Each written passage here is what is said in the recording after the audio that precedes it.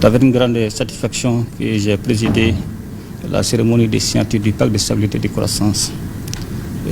Cette cérémonie est l'aboutissement d'intenses efforts consentis par le gouvernement et par les partenaires sociaux et économiques.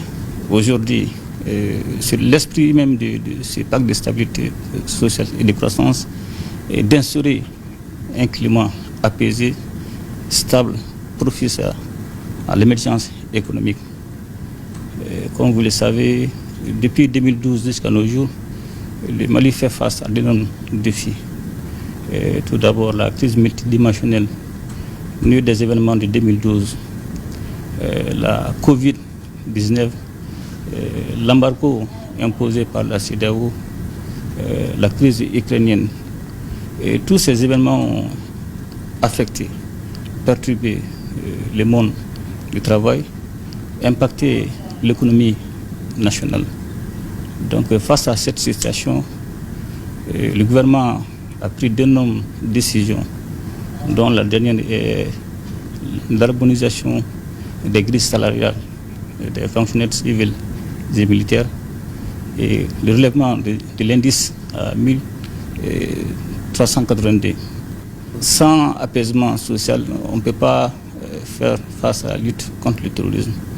Et nous avons besoin d'avoir un climat apaisé et permettre non seulement l'approvisionnement des troupes sur le terrain, parce que cela peut être perturbé par les grèves, notamment les grèves au niveau de la douane, au niveau du secteur économique, peut perturber les opérations en cours. Je tiens à saluer l'esprit patriotique et l'engagement patriotique, surtout le sens de responsabilité des partenaires sociaux et économiques et aussi le gouvernement. Et demander surtout que chacun honore ses engagements, les engagements issus des procès-verbaux de conciliation et aussi des recommandations issues de la conférence sociale inscrites dans le plan d'action. Et je tiens encore une fois de plus vraiment à saluer les partenaires socio-économiques pour le sens élevé du devoir, car ils ont renoncé à certaines exigences au nom de l'intérêt supérieur de l'État du Mali. Et demander à tous les Maliens de se focaliser sur l'intérêt supérieur de la nation, et qui est de promouvoir la paix, de promouvoir le développement économique et social de notre pays. Le Mali a donc désormais son pacte social et son plan d'action. Le document est issu d'un long processus de dialogue entre l'État, ses partenaires sociaux et le patronat. Retour sur le cérémonial de signature avec Nouhoum Sissoko. Cette signature du document de pacte de stabilité sociale et de croissance concrétise la volonté des pouvoirs publics, du patronat et des syndicats d'œuvrer ensemble pour apaiser le climat social et contribuer au progrès économique et social en vue de la réalisation de la justice sociale et du travail décent pour les masses laborieuses. Ce pacte s'articule autour de 7 chapitres avec un plan de mise en œuvre de 5 ans, conformément aux recommandations de la conférence sociale tenue en octobre 2022. Quant au plan quinquennal 2023-2027, structuré autour des axes suivants: le dialogue social, la liberté syndicale, la politique de rémunération, la promotion du secteur privé, la protection sociale et la sécurité et santé au travail. En tout, le plan d'action compte 60 domaines d'engagement et 125 activités programmées avec des responsables et structures impliquées. Nous nous félicitons de l'engagement solennel pris par les organisations syndicales de privilégier désormais le règlement pacifique des conflits sur les lieux de travail et d'intégrer désormais les questions relatives à la performance de leurs entreprises. La contribution du secteur privé ne fera point défaut.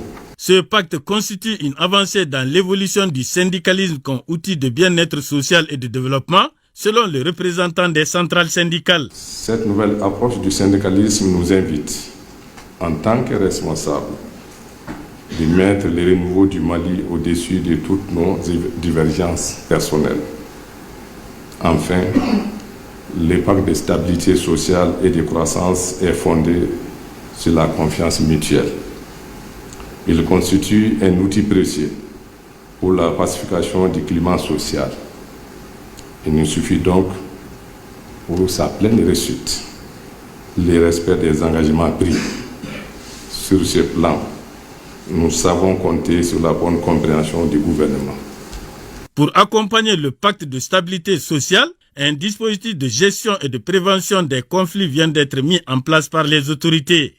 Le gouvernement vient d'adopter, il y a une semaine seulement, le décret portant institution du Conseil national du dialogue social, un espace désormais qui permettra au gouvernement et aux syndicats de discuter aux besoins avec le patronat, aux besoins de laver le linge sale en famille, avant d'aller à l'arme extrême des syndicats, qui est la grève.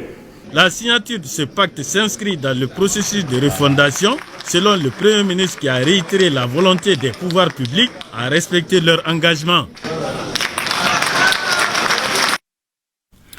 Côté réaction, les syndicats apprécient et saluent ce pacte de stabilité et de croissance. Tous fondent leur espoir sur sa mise en œuvre à travers le respect des engagements pris. Des propos recueillis par Mamadou Fane. La signature de ce document montre la reconnaissance et son acceptation par toutes les parties intéressées, à savoir le gouvernement, le patronat et les organisations syndicales de travail.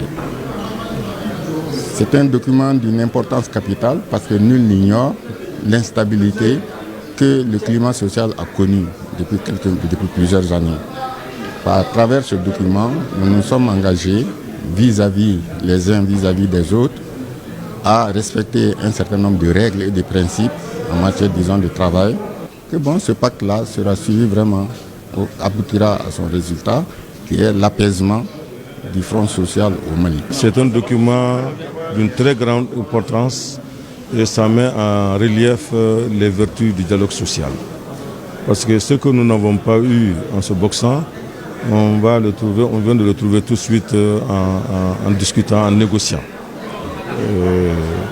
Les engagements pris par les uns et les autres nous permettront d'aller loin, et même très loin, de façon positive. Et nous, au niveau du secteur privé, nous nous réjouissons de cette signature dans la mesure où la paix sociale recherchée nous permettra d'atteindre la productivité nécessaire. À ce stade, je peux dire que je suis satisfait parce que les observations que nous avons eu à formuler ont été dans la majorité prises en compte. Comme c'est un document, nous allons voir dans la mise en œuvre les imperfections qui sont dedans, nous allons solliciter leur révision. On attendait ce pacte il y a très longtemps.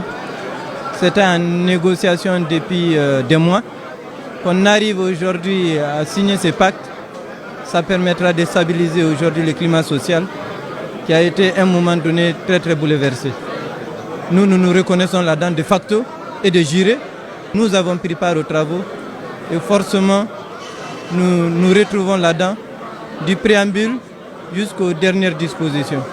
Nous nous reconnaissons et c'est important de le dire ici et maintenant, c'est que aujourd'hui ce pacte ne signifie pas que c'est un blanc seing pour les entreprises, les chefs d'entreprise, notamment les entraves à la liberté syndicale.